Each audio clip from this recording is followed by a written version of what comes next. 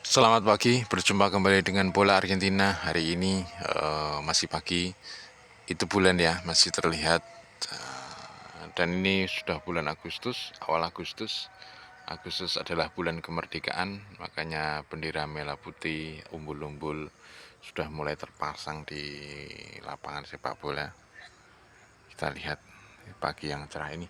Hari ini kita akan membahas tentang Lionel Messi ya, tentang menurut apakah Messi perlu pensiun atau tidak. Ada dua pandangan yang berbeda terkait ini.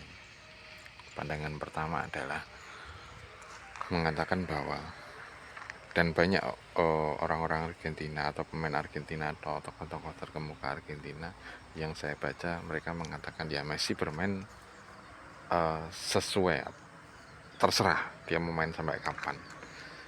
Hal itu berdasarkan pada realitas bahwa di usia sudah 39 tahun Messi masih cukup main bagus waktu Piala Dunia 2026 ya. Makanya pensiun tidaknya Messi terserah Messi sendiri. Gambarannya seperti itu.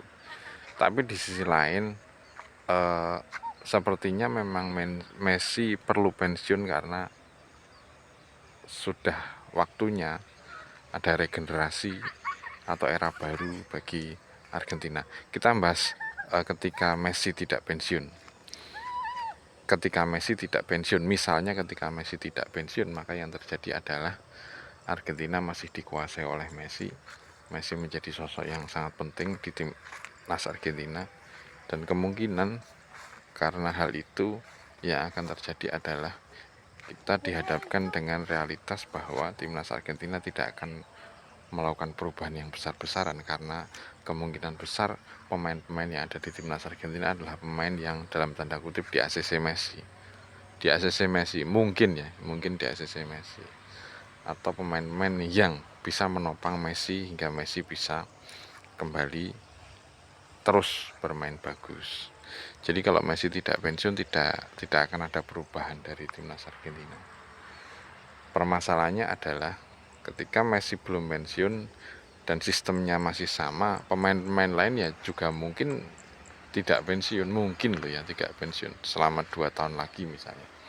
Kayak Rodrigo De Paul, Leandro Paredes itu kan masih bisa main ya 2 tahun lagi lah, 2 tahun lagi di Copa America mereka masih bisa main. Nah kalau misalnya seperti itu kan realitas Argentina kan tidak berubah, ada realitas, tidak ada era baru, tidak ada regenerasi, dan itu tidak bagus bagi pemain-pemain yang potensial berada di situ, tapi karena beberapa pemain belum pensiun akhirnya tidak bisa berkembang dengan baik.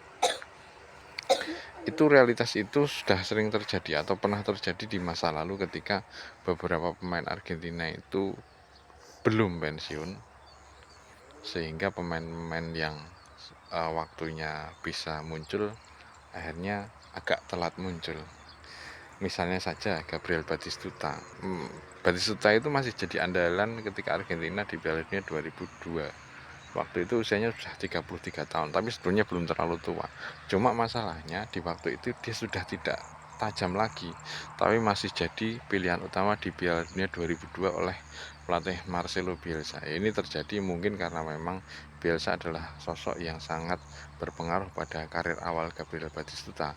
Maka ketika Argentina dipegang oleh Bielsa di Piala Dunia 2002 yang dilangsungkan di Jepang dan Korea, maka Batistuta jadikan andalan. Padahal di masa itu ada yang namanya Hernan Crespo yang sedang bagus-bagusnya, sedang muda-mudanya. Jadi Hernan Crespo malah tidak bermain jadi pemain utama.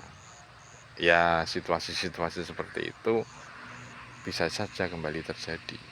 Makanya akhirnya kan Crespo hanya bermain full sebagai pemain utama di Piala Dunia tahun 2006 ketika usianya sudah 30 tahun. Jadi ada realitas-realitas ketika pemain-pemain senior belum pensiun, yang muda ya tidak mendapat kesempatan yang cukup. Ya sama nanti kasusnya kalau misalnya Messi dan beberapa teman yang berusia 30 tahunan itu belum pensiun, pemain-pemain lain yang potensial untuk naik jadi terlambat naik. Jadi terlambat naik. Gitulah ceritanya. Itu kalau Messi belum pensiun ya, dan kemungkinan sepertinya belum pensiun karena belum ada pernyataan yang akan mengungkapkan bahwa dia pensiun. Mungkin akan main sampai sampai Copa America 2028 ya.